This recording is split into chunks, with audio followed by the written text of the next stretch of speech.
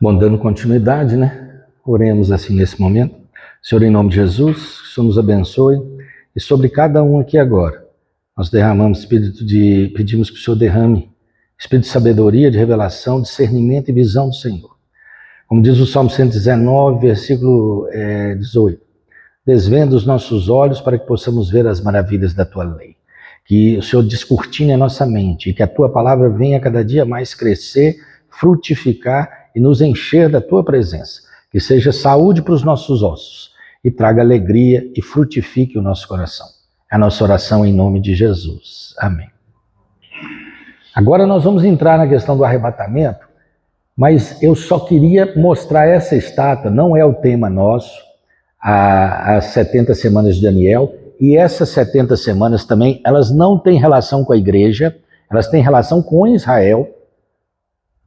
Mas é importante a gente ver que quando Deus mostrou para Daniel a estátua, o Império Babilônico, né? Cabeça e o pescoço de ouro, o tronco e os braços de prata, o Império Persa, o Império Grego, olha que interessante, o Império Grego de bronze, a Grécia não vai ficar na comunidade europeia, ela teve um reino só dela. Então, quando revitalizar o Império Romano, que são as pernas e depois os dedos de ferro e de barro, nós vamos ver que a Grécia vai estar fora. Ela teve um império só dela. Então não tem como. Alexandre o Grande, ele governou, depois veio Roma. Então a Grécia não faz parte de Roma. Muito importante. Gente, olha para cá. Daniel fechou e selou a visão. Aqui não tem Rússia, aqui não tem Brasil, aqui não tem Estados Unidos. São só esses 4 aí, tá? Ninguém entra, ninguém sai. Tá? Então, isso é muito importante. E ali nós vemos a pedra. Quando acontecer o cumprimento da visão, no final das 70 semanas de Daniel, a pedra vai bater no pé da estátua, uma pedra cortada por mãos não humanas, que sai da rocha.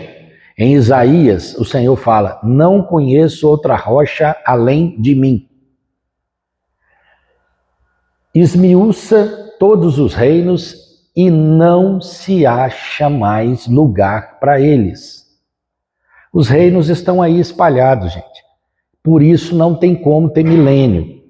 Tá? Não tem como a igreja cumprir o milênio através da salvação em Cristo Jesus e à medida que as pessoas forem convertendo. Não, porque os reinos estão aí. A igreja, ela vive, subsiste junto com os reinos malignos do mundo. Tá? A igreja vive junto com eles. Porém, quando Jesus manifestar isso aí, não vai ter mais lugar para os reinos, só vai ter o governo de Cristo e acabou. Quem concorda fica, quem não concorda vai ser morto. Não tem conversa, não tem tolerância, gente. Tá? Não vai dar para falar com Jesus, ô Jesus, tu usou de força excessiva, tu não foi inclusivo, tu não foi tolerante. Ou é vara de ferro para reger as nações. Tá? A sorte da igreja é que nós temos a misericórdia de Deus.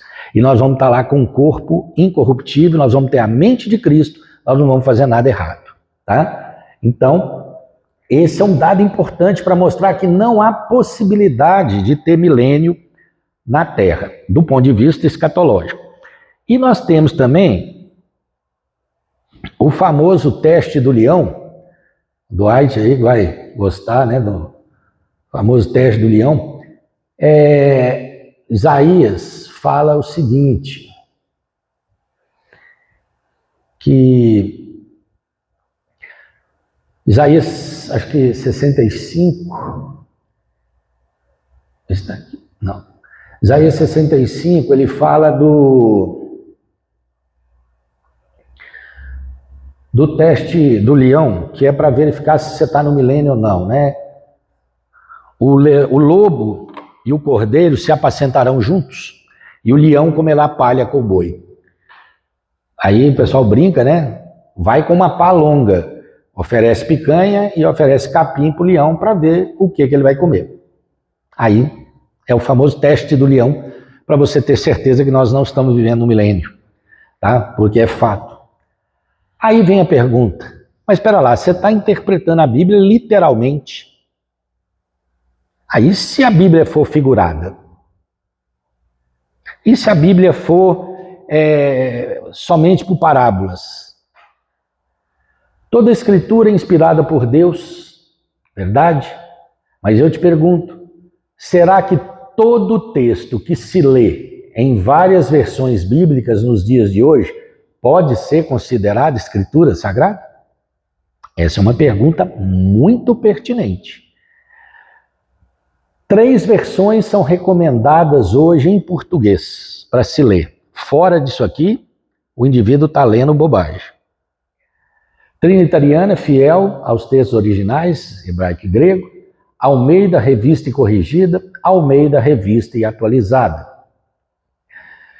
Se você estiver lendo no celular, você pode depois conversar com o Dwight, como que muda de um mês por outro o texto que você lê no celular ou no computador, se você for pegando a nível de internet. Então é importante, numa consulta rápida, tudo bem, mas que você tenha a Bíblia escrita na tua mão. Cuidado, na Almeida, revista e atualizada, você tem 2 equívocos importantes que atrapalham na interpretação do arrebatamento. O primeiro é em 2 Timóteo 2, capítulo 2.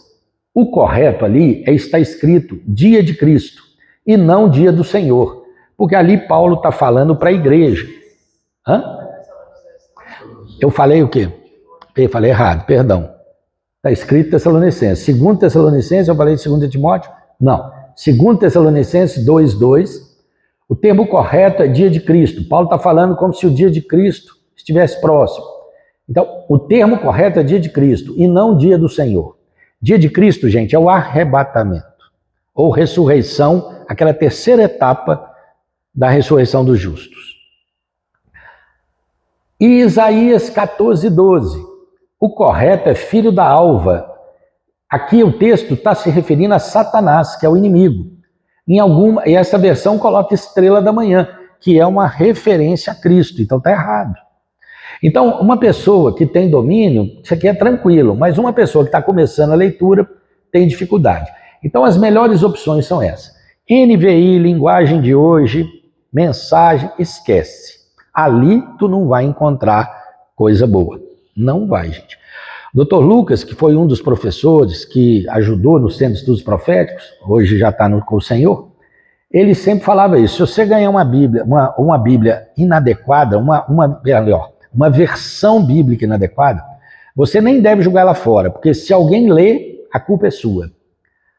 E Deus vai te cobrar. Ele ainda falava, você deve destruí-la para que ninguém leia. Há pouco tempo atrás, eles estavam querendo criar uma Bíblia sem Apocalipse, tá? Mas o negócio deu um pouco ibope e aí eles recuaram. Então daí você vê. Tem gente especialista, gente, para fazer isso, tá? Gente renomado, mas que recebe dinheiro e topa tudo. Oi?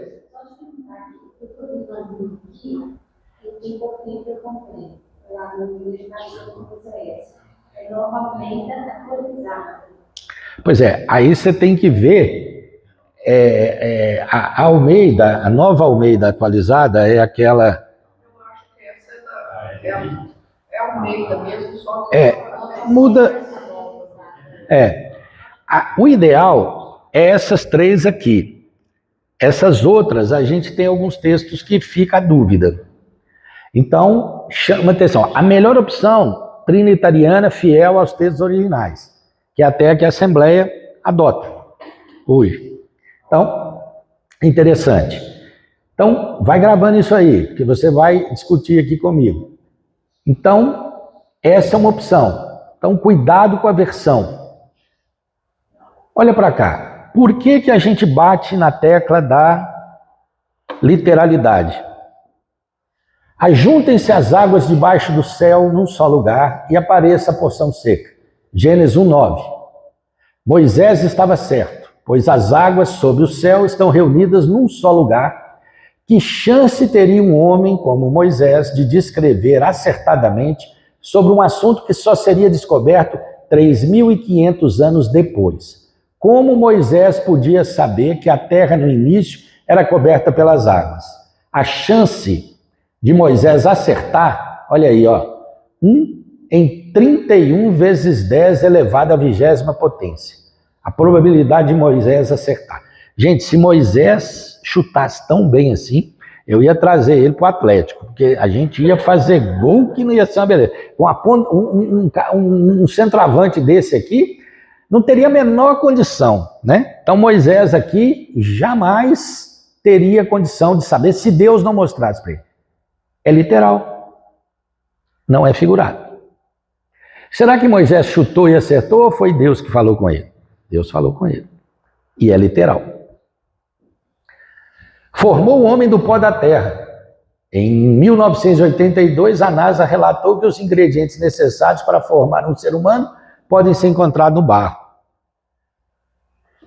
Moisés escreveu lá atrás, ó, formou o homem do pó da terra.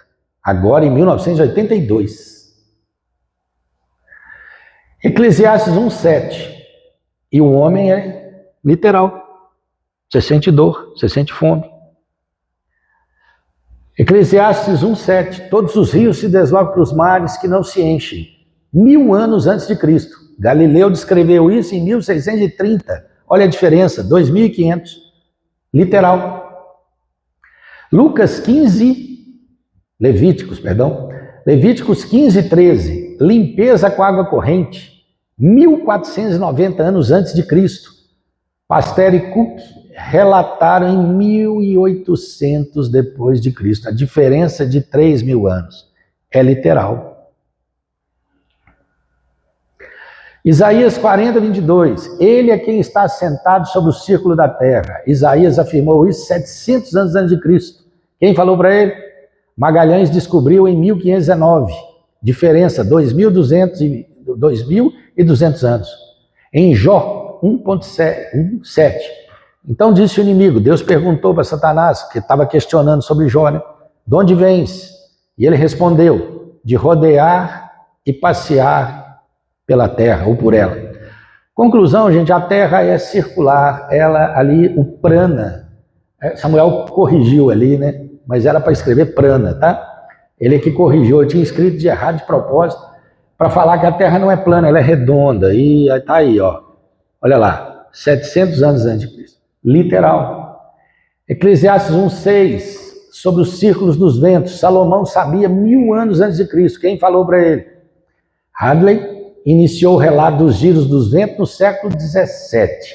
Os circuitos específicos ainda foi mais tarde ainda. Todos literais, tá?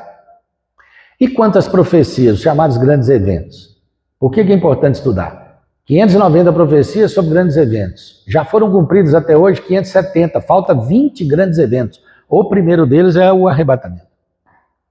Restando apenas 20. Existem mais de 300 profecias cumpridas na pessoa de Jesus. Qual a chance disso acontecer? 1 em 10 elevado à 17ª potência.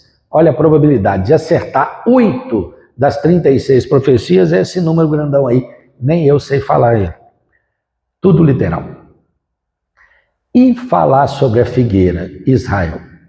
Mateus 24. Jesus disse, quando vires a figueira florescer, sabei que está próximo o verão. Quem é a figueira? Israel. Sem existir entre 70 depois de Cristo, Jesus na cruz profetizou, não vai ficar pedra sobre pedra. Os romanos invadiram e destruíram Jerusalém em 70 depois de Cristo. E ficou até 1948 depois de Cristo. 1890 anos. Segundo a antropologia, qualquer nação que fique mais de 500 anos sem se reunir é considerada extinta. Israel é a única exceção no mundo. Não por ela, mas porque Deus vela pelo seu nome. E ele falou que a figueira ia florescer. Então presta atenção.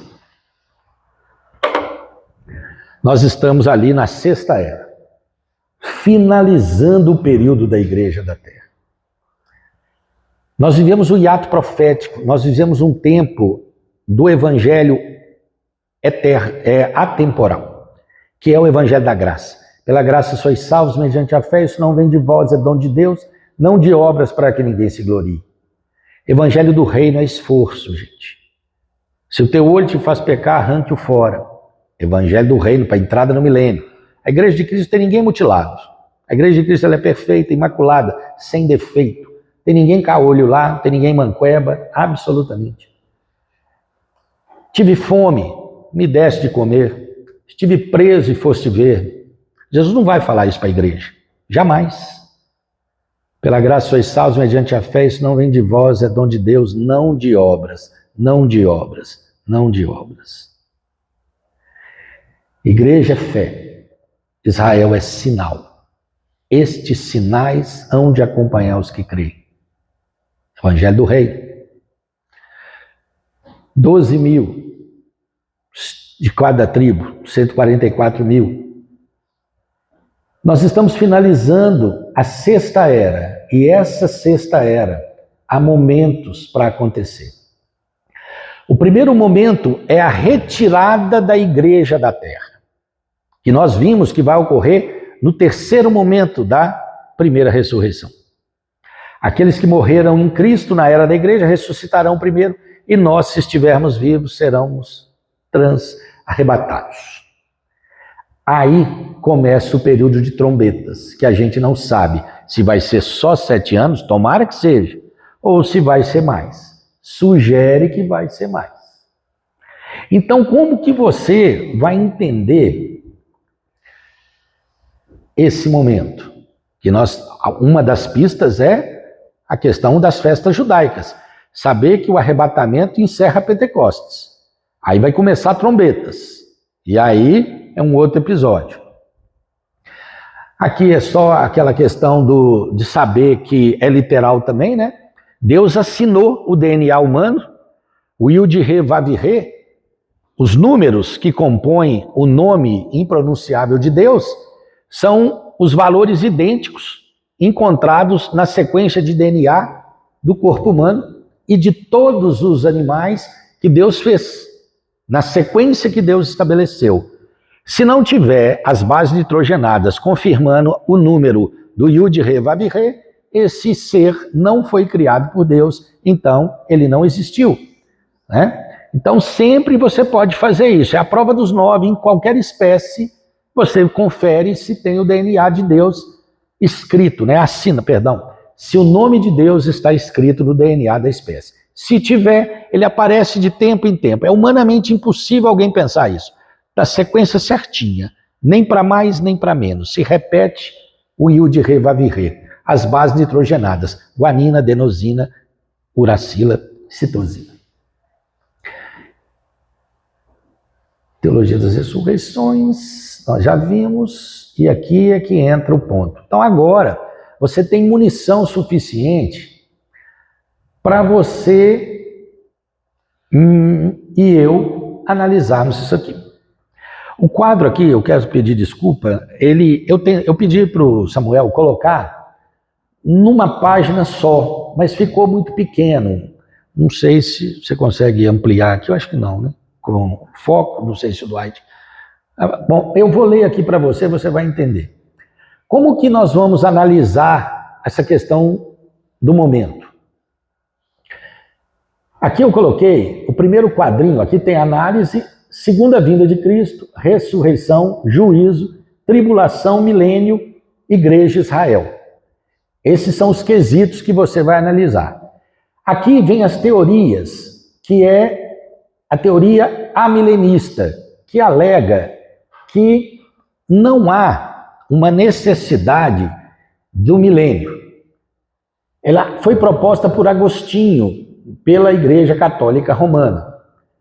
Com relação à segunda vinda de Cristo, o que ele fala? É um evento único. Não separa o arrebatamento da segunda vinda de Cristo. E isso introduz o estado eterno. Então, ele entende esse aspecto.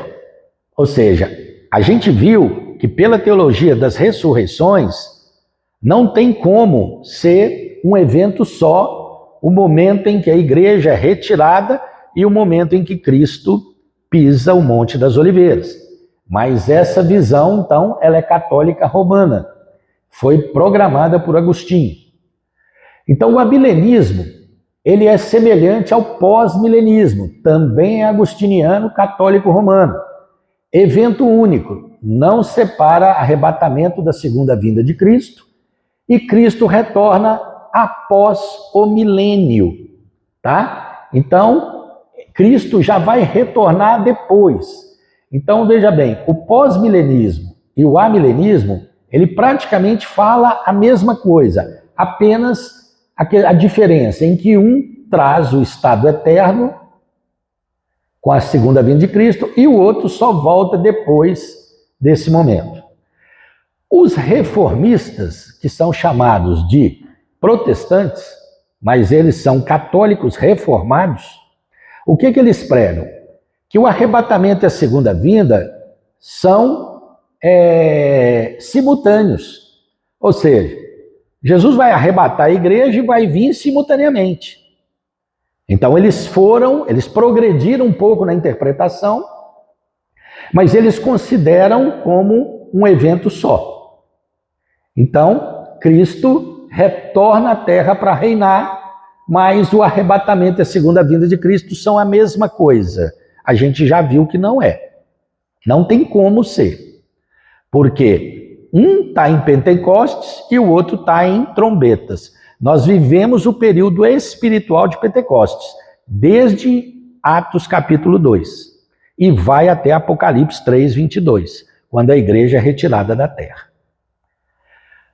A visão pré-milenista, dispensacionalista, que é o norte bíblico correto, o que fala? O arrebatamento e a segunda vinda de Cristo, ele é separado. O retorno de Cristo à terra encerra o período tribulacional.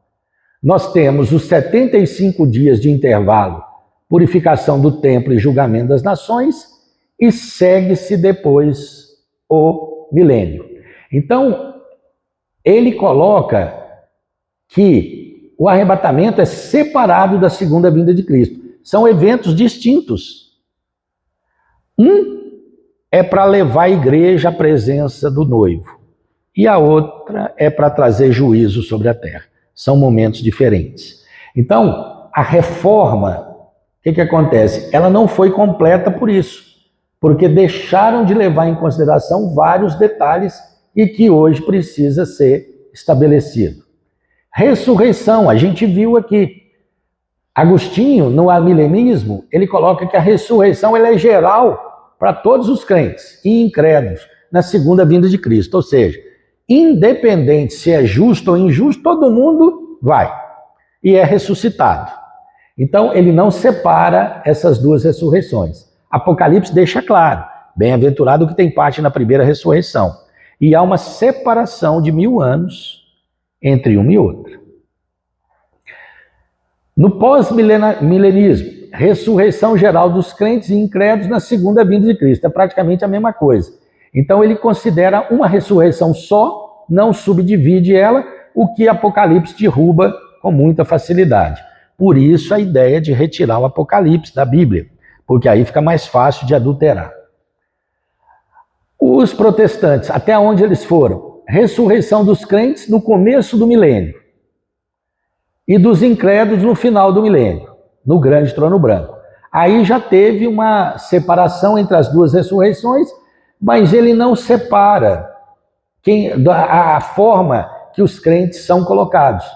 Então ele não leva em consideração as festas judaicas, etc. e tal, e nem a questão de Tessalonicenses, que separa uma da outra. A visão pré-milenista, ressurreição da igreja no arrebatamento, a dos santos do Antigo Testamento e dos santos da tribulação na segunda vinda de Cristo, e os incrédulos no final do milênio, grande trono branco. Ok? Juízo. O que o amilenista fala? O juízo será para todos os seres humanos. Pós-milenismo. Juízo geral para todos os seres humanos, mesma coisa. O pré-milenismo histórico ou protestante, pega o juízo na segunda vinda de Cristo e depois no final da tribulação. Ele também separa uma da outra, mas não define os detalhes. Aí, como é que são os juízos na questão dispensacionalista? Os juízos são específicos. A obra dos crentes após o arrebatamento, então o crente passa no tribunal de Cristo, vai receber galardão de acordo com o julgamento da sua obra. Se a sua obra for de pedra preciosa, ela fica. Se ela for de palha, ela queima. Então, juízo no arrebatamento pós-tribunal de Cristo. Judeus e gentios no final do período tribulacional. É o julgamento das nações. E o julgamento dos incrédulos no final do milênio, no grande trono branco. Então, ali você já vê a subdivisão acompanhando a teologia das ressurreições, mostrando a necessidade de juízo em cima dos processos. Tribulação. A tribulação é experimentada por todo mundo na era atual. Então, o que você está passando aí, no amilenista, já é a tribulação. No mundo tereis aflição, mas não é aquela tribulação que é relatada na angústia de Jacó, no Apocalipse. Eles consideram as aflições da vida o momento tribulado. O pós-milenismo, a mesma coisa. É experimentada por todo mundo na era atual. O protestantismo já progride mais, perspectiva pós-tribulacionista, sendo que a igreja passa pela tribulação futura. Então, o católico reformado ou protestante, ele entende que vai haver uma perspectiva pós-tribulacionista, mas a igreja ela passa pelo período tribulacional. Ou seja, ele invalida o sangue de Cristo e a igreja teria que ser purificada no período tribulacional. Essa é uma visão que Hebreus 10 derruba com a maior facilidade, porque ali Cristo executa toda a obra como o Cordeiro de Deus para aceitação do pecador diante do Senhor. Então coloca a igreja no período tribulacional. Se Cristo já sofreu a ira, para que a igreja precisa passar de novo? Não tem sentido isso. Tribulação, perspectiva pré-tribulacionista, sendo a igreja arrebatada antes do período tribulacional, porque Cristo já se fez maldição. Não tem sentido. É como se estivesse crucificando a Cristo segunda vez, colocar a igreja no período tribulacional, sendo que Deus já aceitou. Jesus falou, tetelestai, está pago, acabou. Não tem conversa, não tem achismo aqui. Milênio. No amilenismo, não há milênio literal na Terra. O progresso do Evangelho vai transformando a humanidade até que se torne um milênio, Cristo reinando no coração do homem. Então essa é a visão agostiniana. À medida que o Evangelho vai progredindo, o homem vai mudando, né? A Bíblia diz, maldito o homem que confia no homem. Ou seja, o ser humano ele não vai melhorar. Ele tem que ter o sangue de Cristo purificando ele. Então aqui, essa é uma ideia que não bate com aquilo que Paulo pregou. Mesma coisa no pós-milenismo, também agostiniano, ele mantém a mesma coisa. Cristo reinando no coração dos homens à medida que a humanidade vai sendo transformada. No protestantismo já tem uma mudança. O milênio é tanto presente quanto futuro. Cristo reina no céu. O milênio não tem necessariamente 1000 anos. Essa é uma visão. Então, ou seja, Apocalipse 20 fala que tem. Então ele vai contra o texto de Apocalipse. E o norte bíblico, que é o dispensacionalista. Após a segunda vinda de Cristo à Terra, é inaugurada a era milenar, que dura 1000 anos cronologicamente. Lembra que o evangelho do reino, ele é cronológico? Então não tem como essa ideia de que não sabe que vai durar 1000 anos, se vai ser literal ou não. É literal. Todo o reino dos céus é literal, gente. Cordeiro de Deus foi morto desde a fundação do mundo, mas Jesus teve que nascer, morrer na cruz. Ok? A igreja existe desde a fundação do mundo, mas tu teve que nascer, aceitar Jesus para ser homologado. Tá? Reino dos céus. Quando no final de tudo Jesus vai introduzir o reino dos céus ao reino eterno de Deus. Está lá em 1 Coríntios 15. Então, milênio. E agora um ponto importantíssimo aqui, ó. Você tem que analisar a igreja de Israel e tem que separar os dois. Não tem como você colocar judeu ortodoxo e igreja no mesmo barco. É o erro da Rádio Sion, que quer porque quer colocar judeu ortodoxo e Israel no mesmo barco. É impossível, gente. Vocês podem conversar com o Meno, que é um judeu, que vem aí na palavra profética, em Águas de Lindóia, ele dá testemunho, cara. Se você colocar um judeu ortodoxo ali e o judeu messiânico aqui, se ele estiver cantando em inglês, eles deixam. Mas se cantar em hebraico que Jesus é o Messias, você tem que botar policial no meio aqui para separar um do outro. Senão vai ter problema. Então, Igreja de Israel, o que a milenismo fala? Teologia da substituição. A igreja é o novo Israel e não há separação entre a igreja e Israel. Cuidado, a igreja era um mistério. Não tem nada de Israel na igreja. Nada. A não ser o Cordeiro de Deus que tira o pecado do mundo. A igreja não é Israel e Israel não é igreja. Tá? Então essa ideia foi agostiniana, de que a igreja é o Israel de Deus. E aí a igreja vai dar continuidade ao que Israel fez. Não é esse o propósito da igreja. Teologia da substituição, a igreja é o novo Israel, a mesma coisa no pós-milenismo, também agostiniano católico. Você vê que a igreja católica introduz tudo, né? Por isso que ela é a mãe das heresias, a grande prostituta do Apocalipse. Está aí. Israel é a mulher, a igreja é a noiva, e a igreja católica é a grande meretriz. Né? O Império Romano estava perdendo as guerras, resolveu se travestir de igreja católica e gera essa problemática toda aí que a gente vê.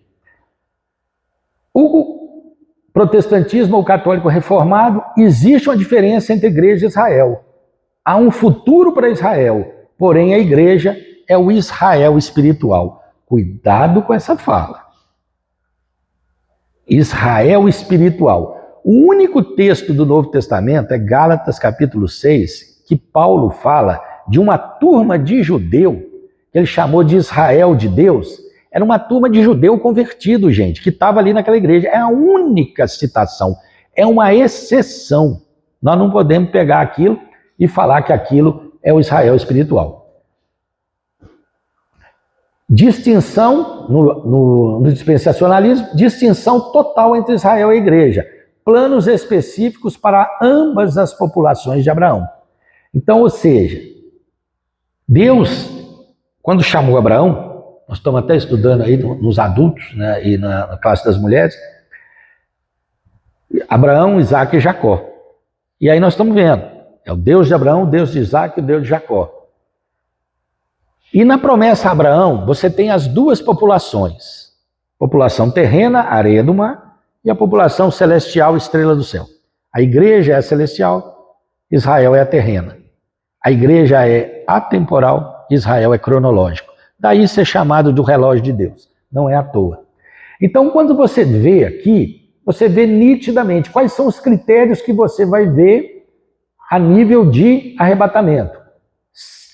Em relação à segunda vinda de Cristo, em relação à ressurreição, em relação ao juízo, em relação à tribulação, em relação ao milênio e a diferença entre a igreja e Israel. Esses são os critérios, são as âncoras que você usa para julgar a teologia. Aí ficou fácil. Então vamos lá.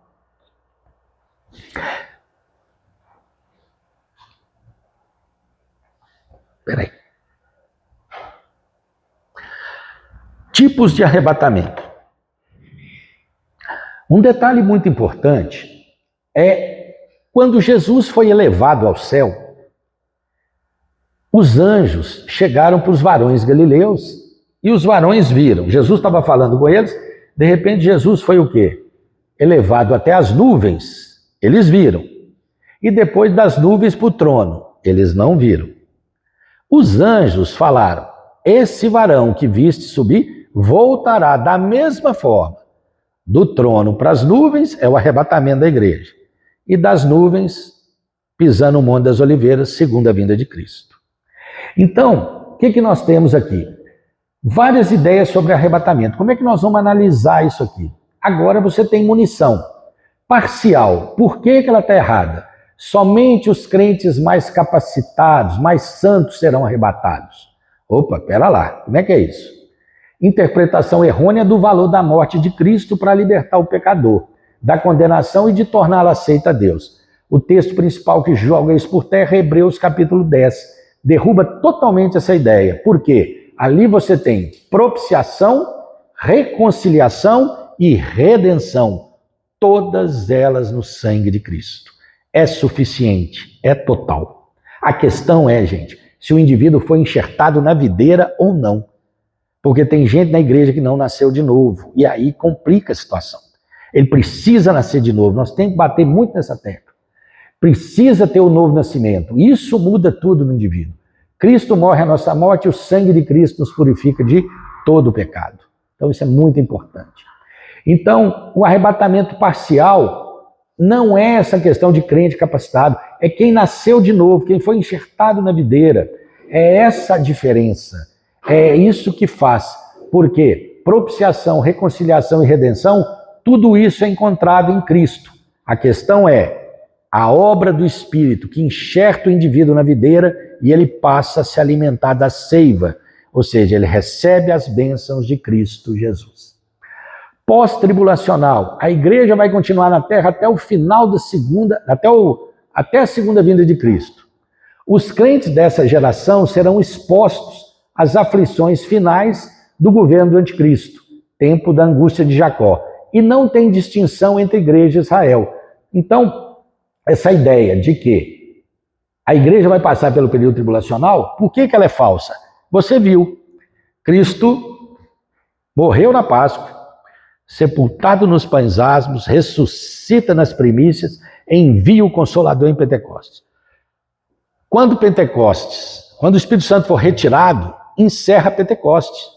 Só vai ter trombetas depois que o Espírito Santo for retirado. A igreja vai junto. Então a igreja não vai estar na segunda vinda de Cristo aqui na terra. Ela não tem condição de estar no período tribulacional, porque o Espírito Santo é que apresenta a noiva ao cordeiro, a noiva ao noivo. Então não tem possibilidade da igreja entrar. Os crentes, aí, eles na verdade são a turma de Jacó. Lembra do tornozelo, do Yaakov? É essa turma que entra no período tribulacional. Então, ou seja, quando a gente vê que trombetas é um período tribulacional, nós vemos que a igreja não vai estar lá. A igreja vai estar no tribunal de Cristo nesse momento, nos ares. Então a igreja não entra nesse período. Aqui é como se você, ou melhor, você não, a pessoa que considera que a igreja vai estar lá, ela não valida o sacrifício de Cristo em Hebreus capítulo 10. Ou seja, a igreja vai ter que ser purificada no período tribulacional? Não, a igreja não estará aqui, porque Pentecostes encerra o período de Bar Noel, Deus em nós, e não há possibilidade da igreja permanecer na terra nesse período. Esse aqui é o mais estranho de todos. Tem gente que acha que a igreja vai ser arrebatada no meio do período tribulacional, antes da angústia de Jacó. Quais são as inconveniências? Alguns poderiam até achar interessante. Ele vai ter que ser arrebatado com Moisés e Elias. São as duas testemunhas que vão profetizar nos primeiros 3 anos e meio, serem mortas e depois arrebatadas. Não separa a igreja de Israel.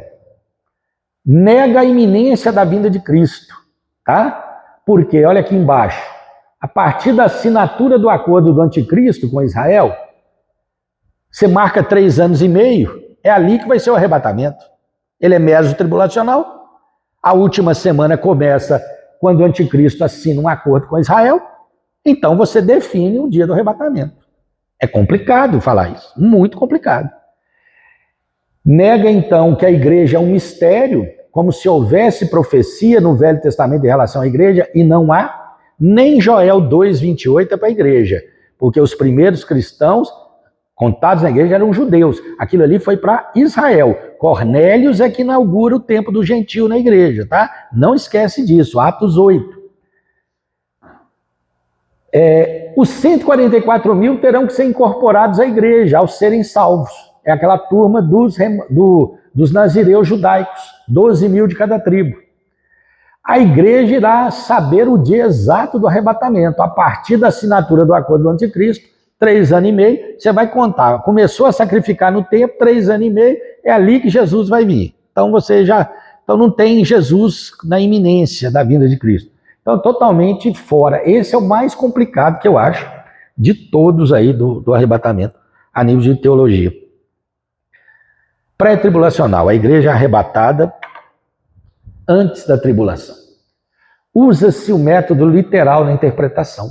Separação total entre igreja e Israel. Fechou o ato profético. Igreja na terra com esse corpo de carbono. É o norte bíblico adequado.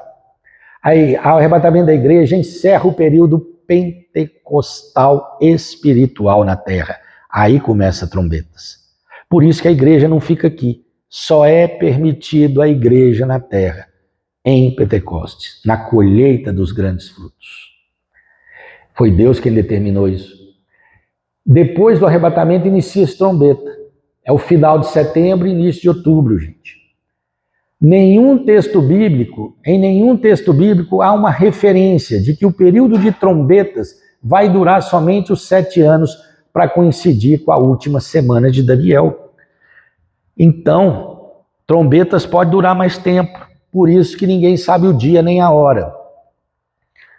Dica, Mateus 24, até o versículo 8, início das dores. A igreja é permitido a ela ir até ali. A partir do versículo 9, entre o versículo 8 e o versículo 9, ocorre o arrebatamento. E aí começa o período tribulacional. Quando fala da figueira florescer, já está lá na frente. O sinal do Filho do Homem vai estar no céu. E as nações da terra, as tribos, se lamentarão. Eles vão pedir, vendo a ira de Deus e do Cordeiro, para as montanhas caírem em cima deles. Então, esse período do final aqui dos pés, que representa o período de revitalização do Império Romano, então daqui a um tempo a igreja católica vai deixar de existir, aí eles vão revelar a verdadeira identidade, quem eles realmente são. Tá? Aí a grande prostituta vai ficar desolada, porque ninguém vai mais saber dela. E aí vai enganar muitos. Vai discutir, vai descortinar. Então não esquece disso. A igreja não vai ver a finalização desse processo aqui na terra. Ela vai estar nos ares com o Senhor. Agora, cuidado. Olha para aquelas pernas ali. É o Império Romano. Igreja ocidental, igreja oriental ortodoxa. Enquanto a igreja oriental ortodoxa estiver sob o controle da Rússia, não tem manifestação de anticristo nenhum. Antes, nós vamos ver com o pastor Amarildo, nós vamos ver Gog e Magog, Armagedon, Gog e Magog. Enquanto existiu o reino do norte, a Rússia, não tem possibilidade de manifestação do anticristo. O império do norte tem que cair. Quando que ele vai cair? Na primeira etapa da batalha de Gog e Magog, que é a Aliança do Norte. Já começou, tá? Primeira etapa começou quando a Rússia invadiu a Ucrânia. Deus vai pegar um anzol e vai trazer a Rússia aqui, ó, para o território israelense. A hora que a Rússia começar a descer, fica de olho. Gog e Magog está pertinho. A luta vai ser em território israelense. Então, muita coisa ainda tem que acontecer, mas nós estamos nesse momento final. Nós não sabemos se amanhã nós estaremos vivos. Ontem não dá para voltar, a gente só tem o dia de hoje na nossa governabilidade. É um momento da gente estar sempre diante do Senhor, porque a gente não sabe.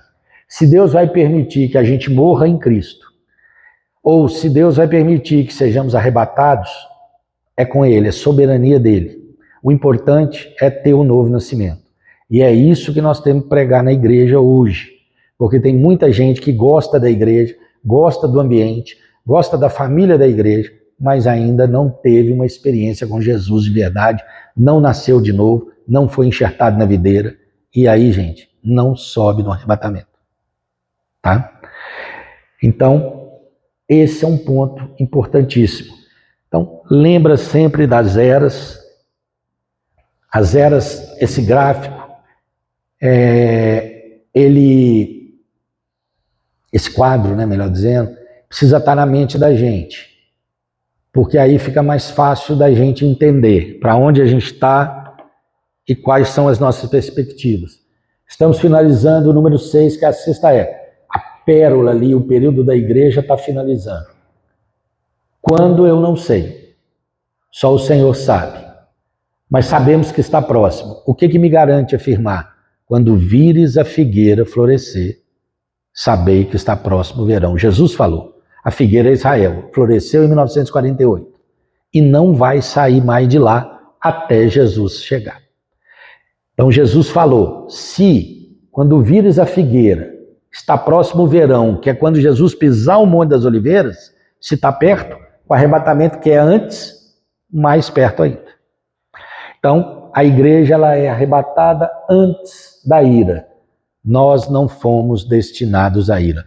Paulo, em nenhuma das cartas, preparou a igreja para período tribulacional. Por quê? Porque a igreja não vai estar lá. Senão ele prepararia. Tá? Paulo fala da apostasia. Ok? Quais são os questionamentos e as dúvidas? O que eu não souber, eu pergunto para os pastores, está cheio deles aqui, os professores aí também. Podemos compartilhar. Você queria perguntar mais alguma coisa das versões bíblicas? Não, eu acho que eu queria ver que essa bíblia tem um livro que eu comprei, que é de faço o jeito. Tem duas dessa Bíblia que saíram agora. Uma é só uma edição nova, uma nova edição, que eu estou até querendo comprar uma. Aí eu estou na dúvida também, sempre provavelmente é essa, porque elas falam que o sistema novo aumenta. Não, ele está atualizado. Ela tem uma redigida. Eles lançaram uma nova edição, que esse nome agora. A minha é a mesma edição contemporânea, mas o versículo que o Lauro soltou ali, ela está falando estrela da manhã, ela está falando. Filho da alva, isso. Ali é Ben Boker, filho da alva, né? O termo hebraico. Aqui, quando coloca estrela da manhã, é uma referência a Cristo. Ali tem esse equívoco. Então, aí, lá de Tessalonicenses, é dia de Cristo, que é o arrebatamento, e lá está dia do Senhor. Então, o termo correto em Tessalonicenses é dia de Cristo. Pastor. Eu vi uma expressão uma vez sobre a ressurreição, que todos precisam morrer, né? Vão morrer para ressuscitar. Até os que estiverem vivo no dia do arrebatamento. É isso mesmo? É isso mesmo, perfeito. Eu estou vivo, Jesus vem agora. Isso. Eu vou morrer. Esse corpo vai degradar e você vai ter um corpo novo, exatamente. Não tem isso, porque todo mundo vai receber um novo corpo, senão não tem como chegar na presença de Deus. Tu és pó e ao pó tornarás, isso não tem como mudar. Essa transformação, sim, mas essa transformação é exatamente isso aí. Sim. Sim, mas o que acontece? Isso que ele falou é verdade. Não tem como esse corpo subsistir na presença de Jesus. Vai ter, pode não ter a consciência, vai morrer.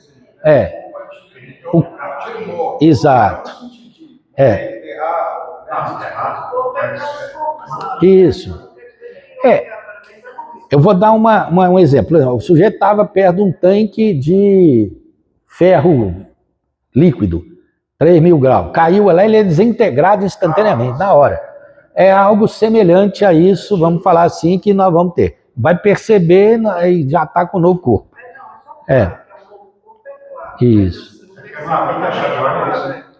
Uma Abrir e fechar de olho. O abrir e fechar do olho é exatamente isso aí, essa transformação. É uma velocidade impressionante, é isso mesmo. Então a pessoa vai ter, é isso mesmo. Pelo corpo transformado, Vai. ter aquela coisa que não necessariamente vai precisar morrer.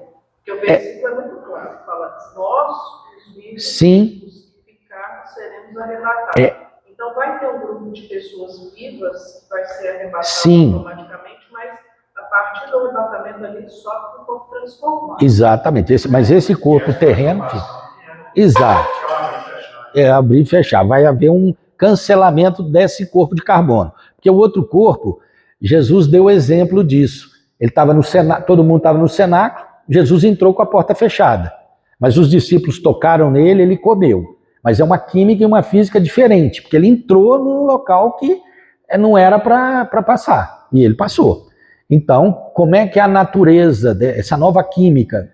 É algo que nós vamos experimentar, só aqueles que já experimentaram nos primeiro feixe mais Jesus, e nós vamos ter a terceira etapa aí, né? Então, muito importante. E aí... Acho que vale a pena, porque tem algumas pessoas que estão aqui pela primeira vez, ou estão tendo contato com nós pela primeira vez. Acho que vale a pena você falar um pouquinho sobre a questão, como a gente adota essa corrente, né, de fazer essa distinção entre igreja e Israel. Vale a pena a gente talvez falar um pouquinho sobre o que significaria um judeu hoje. Fala aqui. Não, mas até para... Fica à vontade. Ainda mais você está com o microfone, aproveita.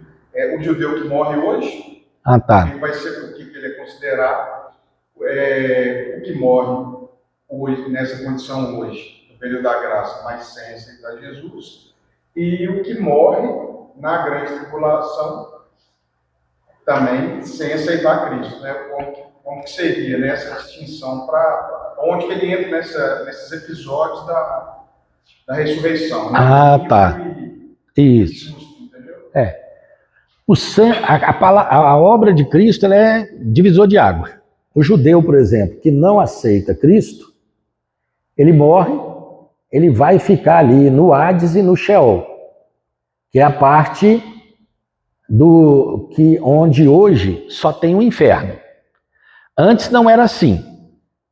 Antes da morte de Cristo, no Sheol ou no Hades, que é o sinônimo, um é grego, outro é hebraico, você tinha o seio de Abraão, você tinha um abismo e você tinha um inferno.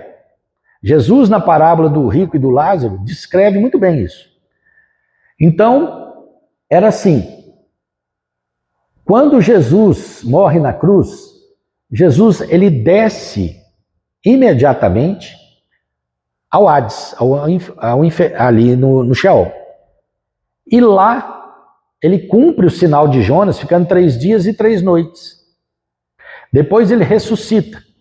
E aí só depois que Jesus ressuscita é que aí a turma do seio de Abraão é transportada para o terceiro céu. Então hoje, no Sheol e no Hades, só tem o inferno. Todos aqueles, seja judeu, que não aceitar o senhorio de Cristo, Cristo como Messias, Cristo como Salvador, ele não tem remissão de pecado e Deus continua vendo ele com pecado. A única condição de remissão é Cristo e o sangue. Então ele é lançado, mesmo sendo descendente de Abraão, ele é lançado no Hades, ele aguarda a segunda ressurreição, que é a dos ímpios. Bom, o judeu que entrar no período tribulacional, ele tem 2 caminhos. Lá nós vamos ver o judeu ortodoxo ficar doido. Ele vai ver Moisés e Elias falando que Jesus é o Messias e o ortodoxo falando que não é. Não, Moisés está aqui, ó. Olha os sinais das pragas. Olha Elias fazendo fogo do céu cair. Eles estão aqui. Elias e Moisés estavam no Monte da Transfiguração e Elias e Moisés eram aqueles 2 homens de branco que viram Jesus ressuscitar e vão testemunhar para o judeu que Jesus é o Messias. Tirando os anjos que estavam ali, aqueles 2 varões de branco que as 2 mulheres viram, é Moisés e Elias. São as 2 oliveiras que estão diante do Senhor. São as 2 testemunhas de Apocalipse 11. O judeu vai ter essa opção. Ele vai ver que Moisés testemunha que Jesus é o Messias. Ele vai ter os 12.000 de cada tribo testemunhando que Jesus é o Messias. Ele vai tomar a decisão. Se ele aceitar, ele é salvo. Aí ele vai ser decapitado pelo anticristo, que não vai aceitar ele. Aí ele vai para o mar de vidro. Aquela turma que está lá, que são os mártires do período tribulacional. E ele só vai ser ressuscitado quando Jesus pisar o Monte das Oliveiras. Quem já foi em Israel e vê o Monte das Oliveiras, ele é cheio de sepultura embaixo. Você vai descendo o monte, você vai saindo da sepultura. É o camarote para o Messias. Eles entendem que Jesus vai pisar o Monte das Oliveiras ali e aí eu vou ressuscitar primeiro. Então ele quer ficar ali. Então chama camarote para o Messias, na visão deles. Então esse judeu, ele vai para o mar de vidro. Vai ser mártir do período tribulacional. Aquele judeu que chegar vivo fisicamente no final do período tribulacional, 1/3 de Israel chega vivo. Essa turma, eles vão se converter no Yom Kippur. No final do período de trombetas, eles vão reconhecer que Jesus é o Messias. É ali que vai se cumprir Jeremias 31, 31 a 34 em Israel. Eis que eu faço uma nova aliança com a casa de Israel e a casa de Judá, não conforme aquela no deserto que os seus pais invalidaram. A igreja não invalidou nenhuma aliança com Jesus. Por isso que a igreja não é Israel. Então ali, essa turma que chega no período tribulacional, eles vão entrar no milênio com esse corpo aqui de carbono e vão repovoar a terra, juntamente com os remanescentes das nações que sobraram. É aquele negócio a parábola das 10 virgens, gente, ela não é para a igreja, ela se aplica aqui, no tribunal de Cristo, porque lá todas elas ouvem a voz. No arrebatamento não, só as ovelhas é que ouvem. Então ninguém, as não prudentes, não se aplica a isso à igreja, porque a igreja ela é perfeita, ela é única. Então não tem esse aspecto. E ali, os que passarem pelo tribunal de Cristo, cumprindo Daniel, a grande tribulação dura 1260 dias, mas bem-aventurado aquele que vai até 1335. 1260 da tribulação, com mais os 75 dias, purificação 30 dias, julgamento das nações 45, foi aprovado, entra no milênio. Vinde benditos do Senhor, entrai no reino que vos está preparado desde a fundação do mundo. A igreja é antes da fundação do mundo. Israel é cronológico terreno, igreja é temporal. Então a turma que entrar vivo no período milenar vai repovoar a terra. Aí eles vão ter aquele momento de ressurreição, aquele processo dos 100 anos, que é o que Isaías aponta para a gente. Chegou a 100 anos, confirmando Cristo, ele ressuscita, ele vai ter uma ressurreição, um novo corpo. E agora, se alguém que ali rejeitou a Cristo, seja lá por que motivo foi, amaldiçoado, é morto, é lançado no inferno. Então, ao ser humano é destinado uma só morte e depois dela o juízo. Ou ele vai ter parte na primeira ressurreição, ou ele vai ter parte na segunda. Qual que é o diferencial? Cristo. Cristo aceito, sangue de Cristo, enxertado na videira, salvação. Então, tudo vai depender do que eles vão optar. Então, o período tribulacional ele é mais voltado para Israel e as nações. A igreja, gente, é um privilégio absurdo. Por quê? Nós não vamos passar pelo período tribulacional, nós vamos estar na presença de Deus recebendo galardão. Tem que tomar cuidado, igual a minha irmã. Ela teve um sonho que ela viu o galardão do meu irmão e o meu, e era maior do que o dela. Aí ela começou a questionar Jesus. Ô Jesus, eu fiz isso, eu fiz aquilo, tal. Eu falei, ô menina, presta atenção. Vai fazer o que Jesus quer que você faça, e não o que você acha que deve fazer. Por isso que você deve orar muito nesse tempo, para a gente não perder tempo com coisa que não te gera benefício nenhum. Então, assim, eu vou focar naquilo que vai me aproximar de Deus, que eu vou fazer segundo a vontade de Deus, eu vou ganhar galardão. Quanto maior o seu galardão, mais glória Deus vai brilhar sobre você. É um negoção, gente. A ornamentação da igreja é o seu galardão. Quanto mais brilho da glória de Deus, mais você vai ter presença de Cristo na sua vida. E vai ser intenso. E aí Deus vai te escolher segundo o propósito dele, no governo dele. Tá? Isso nós vamos ver com o Gustavo lá. Não sei se eu consegui responder. Não, eu provoquei pergunta, só que tem gente que tem essa... Mas foi bom.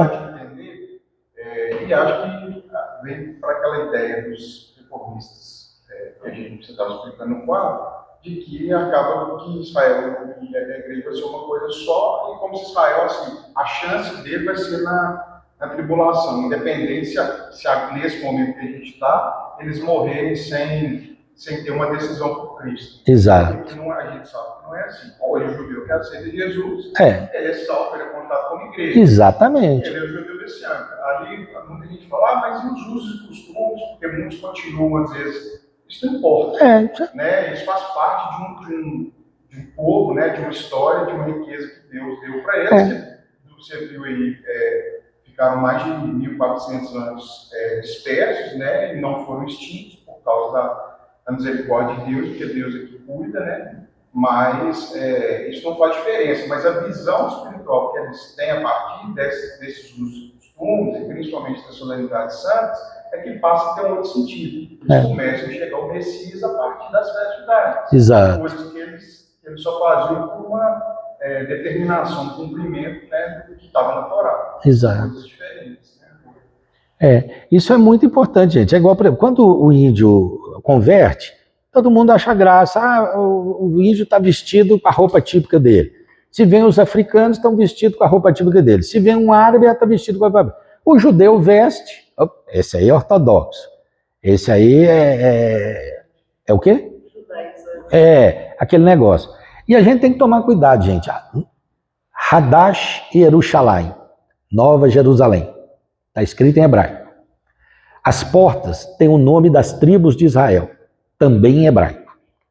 As colunas têm o nome dos 12 apóstolos, também em hebraico. O Jesus, essa Nova Jerusalém está muito judaizante.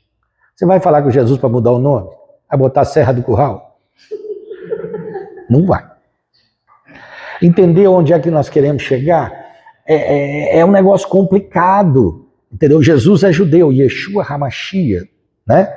Lá em Israel, né, se a gente falar lá, chamar Israel, ouve Israel,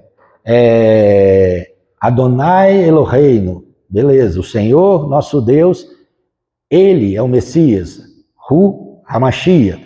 Agora, se você falar HaMashiach, Hu e Yeshua, que o Messias é Jesus, aí a coisa já começa a engrossar para o teu lado. Então, ou seja, o ortodoxo é preciso entender que Jesus é o Messias. E nós, como igreja também. A única coisa que eu peço, não deixa ninguém colocar no seu coração que Israel não é propósito de Deus. Porque tem algumas pessoas crentes que são contrárias a Israel. E isso é um erro complicado. Porque Deus falou com Abraão, Isaac e Jacó. Abençoarei quem te abençoar, amaldiçoarei quem te amaldiçoar. Então a pessoa não deve se colocar contra Israel. Até o ex-muçulmano, quando se converte, ele ora pela paz de Jerusalém. Ele aprende a amar Israel. Então esse é um dado muito importante. Então, eu sei que o horário já está extenso. Era isso que a gente queria colocar. O Fábio, depois, se você quiser, pode ter essa apresentação disponibilizada a nível de internet, as outras também todas, né? Inclusive essa que foi a primeira aula, né? Que é a das eras, é muito interessante, precisa dominar bem ela para você ter tranquilidade. Que aí você pega um texto bíblico e fala, opa, esse texto foi endereçado para essa era, como que eu posso entendê-lo dentro da era da igreja? Isso é muito importante. Nós não precisamos fazer sacrifício de animal, Jesus já cumpriu. Então, que colocou. E por aí vai. Então, a ideia é essa. Com isso, a gente encerra esse semestre. Agora a gente volta no mês de setembro, com o pastor Amarildo. Gog e Magog, Armagedon, Gog e Magog, e o milênio. Nós vamos ter uma aula só sobre o milênio, que é com o Gustavo, que é no dia 7 de novembro. São as duas atividades previstas para esse ano, né? E vocês viram também os pastores, eu convidei, né, sempre os pastores para virem, e assim depois a gente quer também trabalhar junto com os pastores vários temas aí para frente. O ano que vem, uma ideia que nós estamos tendo ainda, não temos certeza, é o estudo do livro de Apocalipse.